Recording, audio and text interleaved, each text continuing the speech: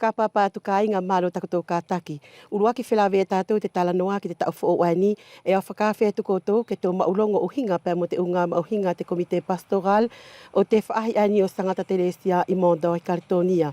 Whainga maari e no whauwea ne e tōna pelesta i a te potu ani o Kusitino Famoetau. Kusitino Famoetau urua ki pēa o whakamalo atu. Malo tō mauri mo tau ka taki pia mo te whulau malo lo pia mo tau o malele foki i a te tau whaoani. I foki, malo Soana, te mauri mo te malo lo pēa heni, o whaia pēa ko tōnga ana ngāwe, te tūraki o te potu i ngāwe ani e ko tō whai foki te ahafuri. Ia mu ana e tāpalalau Kusitino o hinga pia mo te unga ma o hinga ia a te komite a koe pastoral i te potu fenua ani o Calédonie i Soana Tufele i Mont-Dore. E o loto pē mua Kusitino ke tuku mai pē hina ki i kupu e tahi mo awahi ake e te aruanga pia mo te kumilongo ku whakahauko mai ki a koe te ahonei o hinga pia mo te katoa o te ngāwe ani a koutou o te komite paroisial o Mont-Dore. Malo ia Soana, i muri pēa nei hako tai tari atu ki tau whihui. Kai tuku pē mua ke tōanga he whakaapa-apa. Ki a mo marufuri e tonu ke tō ki ei. O ia uwea nei o whaia Futuna. Tā whito ia nātou e whakalonga mai i tu apureanga hanga e ko Nouvelle-Calédonie. Soana ko te whihui kua ke tuku mai. E au amanaki te Cristiano Furi e na tō mau te kautahi ani ko te comité paroisial. Tā whito te potu o Nouvelle-Calédonie. Ka e he tō hara e mahino pē kā koutou te aruanga e tātou e takitaki te upotu whei e te loto ārotu. E more whera kau hiki paralau Soana, ko te konga pēia e tahi, e whai pē te ngā ue o whakatuutu upe ki te upotu e tuku mai e pātere. E whalala Kusitino ke whakamahino mai i a nātou furi e kau whakatahi pia mo koe i te komite pastoral ani o te eklesio Soana Tufele ani i Mont-Dore. O hange ko taku tai puri mai ani. E iei te hange ko te konga e tō longo ki ei ko te vice-presta o te komite o Soana Tufele ko ilari o tau ngā moa. Mo ona te hina, ki ei mo lui tiki laiki. Nā tō e mo tahe u te hinatu e tokoni ki te ukonga whenei mo ka hange e puri mai. O whea kia nā tau whawhine, kia ana tiki laiki, mo na ki te hina. Nā tau aia e tokoni ki te ukonga whenei. Hange ko taku tai puri mai ani, kai hoko atu ia e te hina aia mo tōnga ane te ngā ue. Hange ko he konga e manatu kai pātere. I te lorotonga te paha, hoi ki te minounoa puri mai ei. Kusitino e whewhea te uwhaahinga whakatuutu ngā ue a koe pia mo tau komite, whakatahi pia mo te pelepitelo e tau hi whakalau maari ki a koutou i Mont-Dore. Ko te poto ai a Soana e mahino furi peia ki a nātou e taki komite i te u koro i Niumea. E whakatuutu upe mātou i e poto furi o muri peia ka pātere. O hange ko hau ki i ngā ue whakarikiriki, pe ko hau ngā ue lewa i te lato a e tonu ke. E matou whakao mua ka pātere, pe ko te atana manatu ki te potu aia. Pe ka kua io mai pātere, kei whai, pa e whai. Pe ka e more e manatu ki ai pātere, e maua i mātou ia ke whakalongo ki ai. E mooni Soana te konga ui ko e te komite paroisial o Soana Tufele. E ka more ko te ngā ue e more hoko whai pe. He kua mahino pe e te ule kura o te nofo whaka pastoral. Pe ka kua hiri pe te temia ai e tonu whoka ke toi votei. E more wharerewa ke whai whoka fua noa he ngā ue, he more ko a manaki ko tau nofo ai e. O hangai ko hoki ta loto whare te tonu.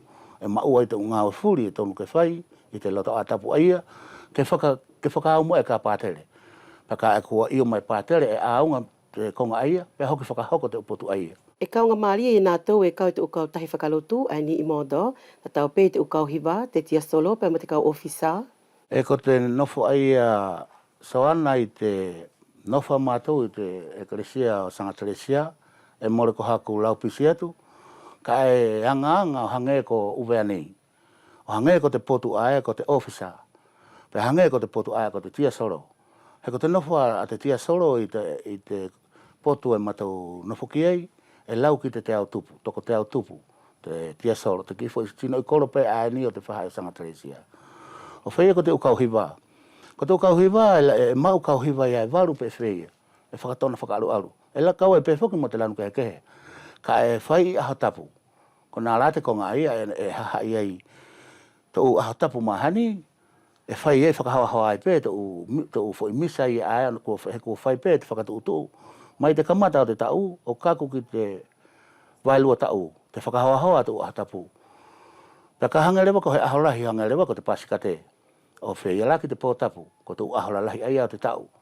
E whakatahi lewa te u kauhiwa. Whakatahi lewa te u kauhiwa furi o whai he fo i hiwa tahi o hangela ko te pasikate pē ko te pōtapu.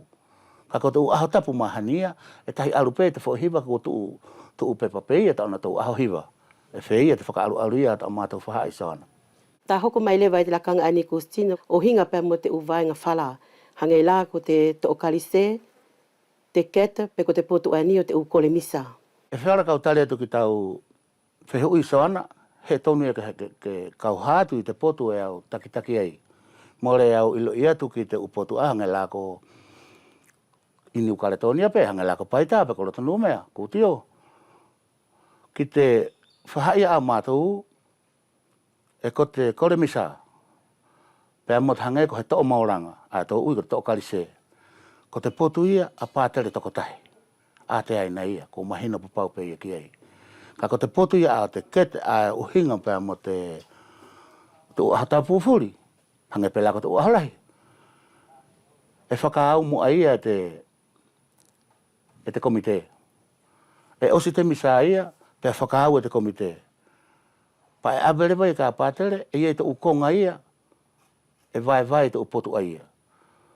Ka ngata ko te to'o mauranga, pea mo te kore misa, e toi whakaau.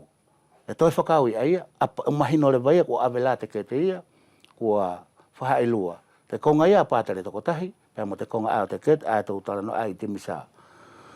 Pea ko te potu le vai, more nofo mātou mo te comité, mo te kete. Na alahi te whaihara ki ei, he mahino foki nei, tā whito pēta mo te upotu ai Nouvelle-Calédonie, e uia na ia, lelei te komite he mau wharape, e whai pēta na tō ngāwe, e awea ka pātere. Ngata ko mo kā ko whai he ngāwe i te loto a tapu, e hange tau whara mamafa. Pa e whakaure vai ka pātere. Pa e whai mai a pātere, te konga ae o tau whara o hinga mo te ngāwe ai. Ko nā la te whakaalu o te kete ai o te ahatapu. Ka ko te kore misa ia pēr mo te tō moranga, a pātere toko tahi ia a tō nā mauri. Ki te whaahinga vai o te ukole misa, pēr mo te ulongo te wāhaa, i te tōtoonga ani o te misa Dominika Kusitino, ia ko tō i sangata telesia, e mole hangei ko mātou uwea nei ko te pātele pē a e na lau i amu o te misa, pēr mo te whakaosi o te tōtoonga. Nei whai lewa te whakasiosio, o hangei whoki ke mahino pē Soana ko te umisa kamata uhu. E te potulai a sanga telesia e kamata haora fitu vai lua. Ka e tonu foki ke mau he te milo aloanga. I te aruanga o te teuteu i o te uhingoa, te aruanga o tōna ako, i a mua o taki te tuku ifo, i te kaunga mahari e. Ko i aia ne whai e lewa te whakalawelawe e te komite, ke a pātere, pe whewhea ila, ke tō i te wahaa, ke maui mahari e te ahatapu, he more ko he mea ke lele mai pē i te temi a kua wawea i te misa, ke tohi pēr lele ato i kilota, o alu tō hala rewa te u whakamahino hingoa. Ko i laane i o ki ai pātere. O tō olai te whirianima, ko te whirianima, ko te awhiawhi misa ai a sanga teresia. Hangai ko te uki misa whakakoro. Pēr e tuku ki ai te vailua i hora, lau pēr te vailua i hora, ko te hora katoa. I te awhiawhi ai te whirianima, te tohi misa. Pēr ko te moeaki, e toi awa, i te hora waru, o kako ki te mārua hoata, te tohi misa, i longa awhia tohi misa, pa e kakuangi te hora ia. Pea ahatapu le waia, pea tāpunui. Ngata pē mo ka pau i ei he ki whāmiri o ranga o misanga, whia misanga ki sanga teresia, e nofo mamao pe, nofo mai ki te loto numea pe ko whai, ka e whia kore hana, e whiara ke whakangafua. Whiara ke whakangafua, he more na tō ilo i nātou, te le kura o te potu ai a te loto ātapu sanga teresia, e whiara rewa ke tohi ai pei te uho e tona misa, ke tarai te ahatapu, he nofo tau mamao i. Te nofola ani a koutou Kusitino, ia koe ani ke mahino tā whito ki te whaahi ani o te ukole misa.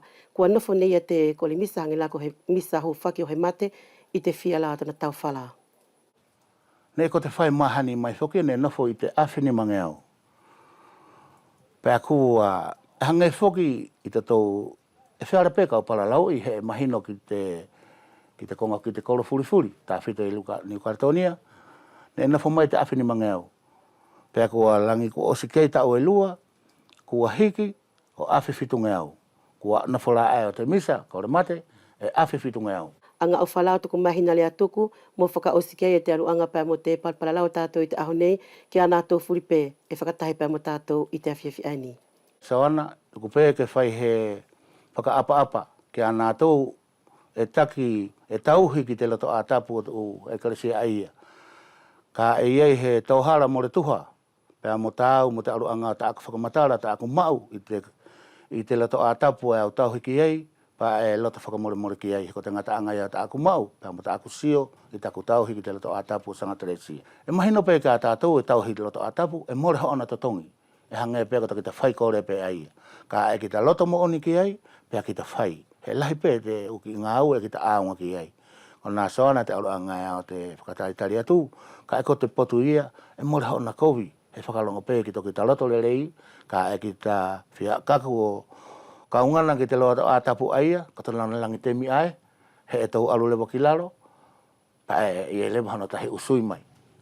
A manaki ka inga kua mahino atu ia te mauhinga te uwhakatutu ngā weia a te presta ani ko Kusitino Famoetau pēr mo tana comité pastoral i te whaahi ani o Mont-Dore. Ngā ua ani e na tō whai aki pēia te ofa pēr mo tana tō whalala ki te manawa ofa te atua. Ofa pē ke manu ia ia tō nā hoko atu, kuma tō tau ine pēr mo ofa atu.